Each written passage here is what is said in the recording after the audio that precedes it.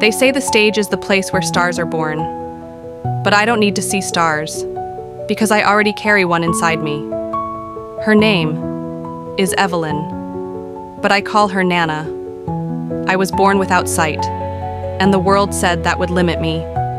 But it didn't, because from the moment I opened my eyes to darkness, I heard Nana's voice. She was my light, my world, my anchor, and today I'm not here to prove anything. I'm just here to tell you our story. Nana was born in 1946 in a small town where people whispered about things they didn't understand. Being blind back then was like being erased before you even had a chance to be written. But Nana refused to be invisible. She listened harder, felt deeper, loved louder. She became a teacher to the kids in her village, even though she never saw a single chalkboard. And when people told her she'd never find love, she did. She married a man who fell in love with her voice and the way she remembered every detail.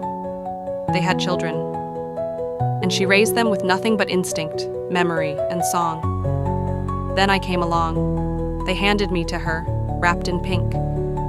And when she touched my cheeks, she knew. I had her eyes, but not in the way people mean it. I had her blindness. My mother cried. My father didn't know what to say. But Nana just held me close and whispered, "Don't worry, baby. We're going to make the darkness beautiful." Growing up blind didn't feel like a curse because I didn't grow up alone. Nana taught me how to navigate the world by sound, scent, and spirit. She'd take me to the garden and say, "Listen to the way the flowers lean when the wind changes. That's how you know it's spring." She described colors and emotions. Red was anger, passion, and sometimes joy. Blue was calm and sadness. Yellow? That was laughter. But music was everything. She taught me songs before I could talk, taught me rhythm with a wooden spoon on pots. We didn't have instruments, but our voices became our symphony. And when life got hard, and it did, we always returned to music. When I was 7, my parents divorced. The house went quiet, but Nana never let silence settle. She'd sing me to sleep. She'd sing through her tears. She sang not to escape pain, but to face it. And slowly, I joined in. At first, just humming, then little notes. Until one day, she stopped singing mid-song and said, "Grace, that's your voice now." When I was 10, I asked her, "Nana, do you ever wonder what I look like?" She reached for my hand, pressed it to her heart, and said, "No, sweet girl, I don't wonder. I know. You feel like light. That's all I need." We never owned a TV. We listened to old tapes and the radio, and that's how I first heard about America's Got Talent. I asked, "Nana, what is that?" She laughed and said, "It's a place where the world listens." I told her, then we should go there one day. She laughed again, then paused and said, "Maybe we should." Years passed. We recorded songs on an old phone. We practiced every Sunday in the living room. Sometimes I'd get scared. What if people laughed? What if we were just two blind singers trying to do something impossible? But every time I wanted to quit, Nana would hold my face and say, "Grace, our voices carry more than notes. They carry truth." Then one day, a friend submitted our video. We didn't even know. Until a phone call came. It was AGT. They heard us, and they wanted us. I cried, Nana laughed, then cried, and then we practiced. We didn't need makeup, didn't need dancers or glitter. We just needed each other. And when we finally stepped onto that stage, I felt it. The hush, the breathlessness. I couldn't see the judges, couldn't see the cameras, but I felt the energy, and I reached for Nana's hand.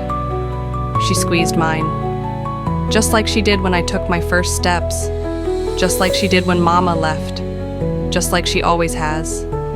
And we sang, not for the judges, not for the votes. We sang for the little blind girl who thinks she's not enough. We sang for the old woman rocking in a chair, thinking her best days are gone.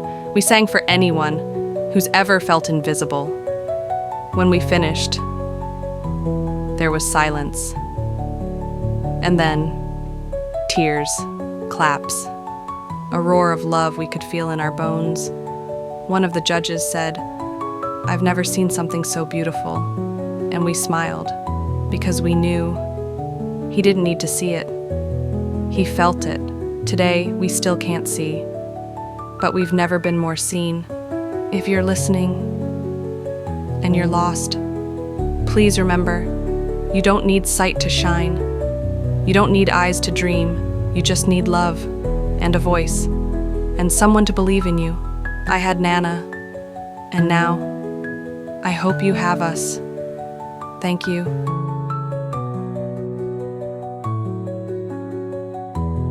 Okay, so we're ready for you. Good luck. Nighttime stories.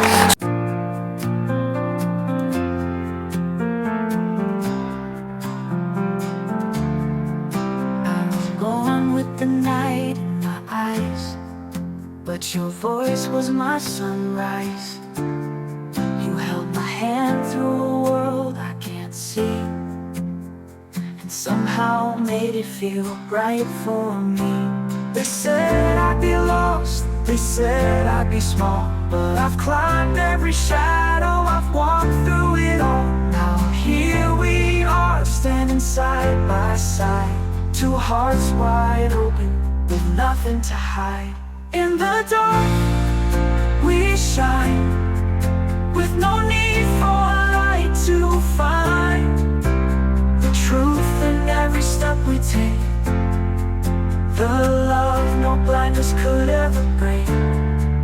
We see with more than eyes, we dream beneath the skies, and in the dark, we shine. You taught me to feel the color of rain, to sing through joy, to sing through pain. You never saw my face, but you always knew I was made of strength, just like you. And every song we sing is a lantern we bring to those who've been told